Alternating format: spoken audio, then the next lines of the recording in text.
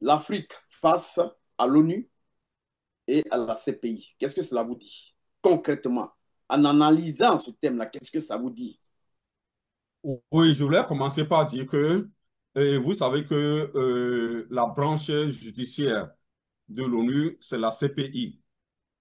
Or, qu'est-ce que vous avez remarqué, la CPI, c'est l'institution qui traque les Africains, qu'on dit entre griffes rebelles. Rebelle veut dire, comme Laurent Gbagbo, contre les institutions, les présidents qui n'adhèrent pas à l'idéologie de l'impérialisme. Donc, entre la CPI et puis l'ONU, il n'y a pas de différence. Ce que je voulais dire, c'est que quand vous voyez en fond, je suis juriste, quand j'étudie ce dont est fait la CPI, vous allez voir que il y a un incident qui est arrivé au cours de la CPI, le président colombien qui est descendu dans une contestation pour dire qu'il n'est pas d'accord par rapport à ce que fait l'Israël contre Gaza, son visa a été immédiatement révoqué. Ça veut dire qu'il doit quitter le territoire dans 48 heures où il est mis en prison. Ce que nous disons, c'est que la CPI, l'ONU, devait être île quelque part, mais malheureusement, l'ONU est abritée sur le territoire américain, une institution impérialiste et colonialiste, et qui donne et qui révoque les visas. Vous allez voir que normalement, l'ONU devait être indépendant, bon, indépendante, je vais me corriger, pour dire, je t'accorde le visa, viens, tu pars, mais ce n'est pas cela, c'est l'Amérique. Ce sont les Nations Unies qui donnent des visas, qui retirent les visas et qui font tout ça là. Maintenant, c'est un aspect.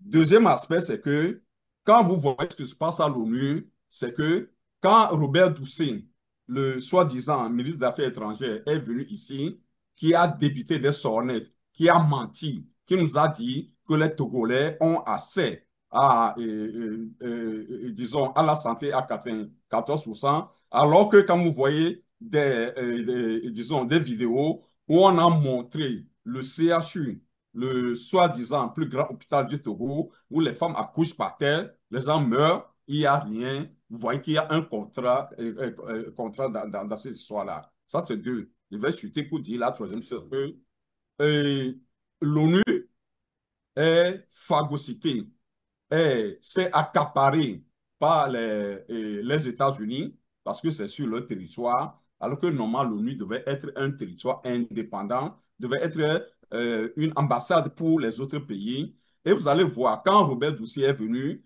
j'ai analysé Mais un si peu son... l'ONU, par exemple, était en France, qu'est-ce que vous diriez?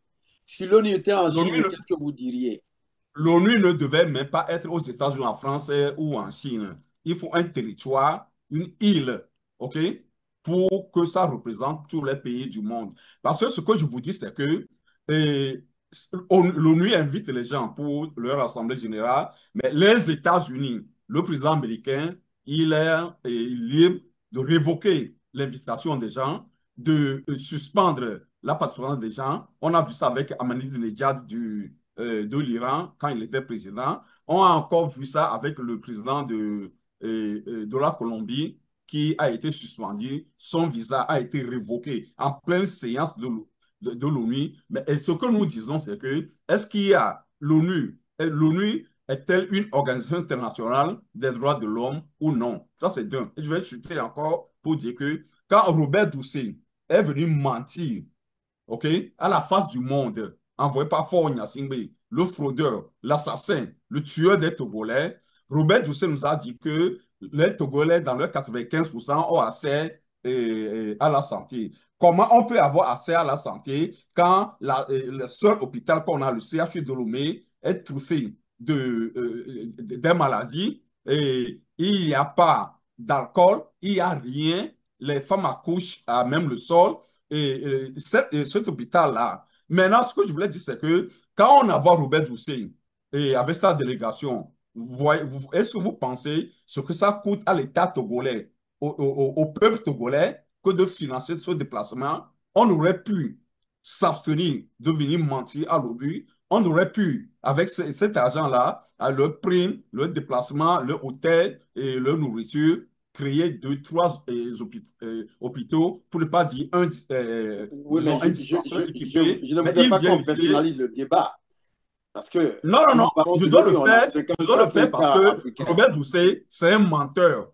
Menteur fiefé, D'accord, envoyé par d'accord, fort. Un autre menteur fiefé, d'accord, on parce vous a qu'il compris. il a parlé des droits de l'homme, alors qu'en ce moment-là, on parle des droits de l'homme. On a kidnappé, enlevé Dame Nyakate, on l'a mis D'accord, en prison et les autres ils sont emprisonnés. Est-ce qu'on ne peut pas sauver, disons, les dépenses là, sur le dos de Togolais qui n'a pas de l'eau à boire, qui ne mange pas sa merci. faim, qu'il reste veut. Donc, l'ONU, actuellement, comme l'a dit mon collègue, c'est un défilé de mode. Ça n'apporte rien aux On Africains, vous a compris. surtout au pays dit du tiers-monde. C'est un défilé de mode. Normalement, on ne devait pas accepter des Robert Dussel, les menteurs fiefés, les voleurs, les tueurs, les D'accord. assassins, OK, Monsieur et Credo, à l'ONU. C'est une tromperie. Merci. d'accord. On vous a compris finalement.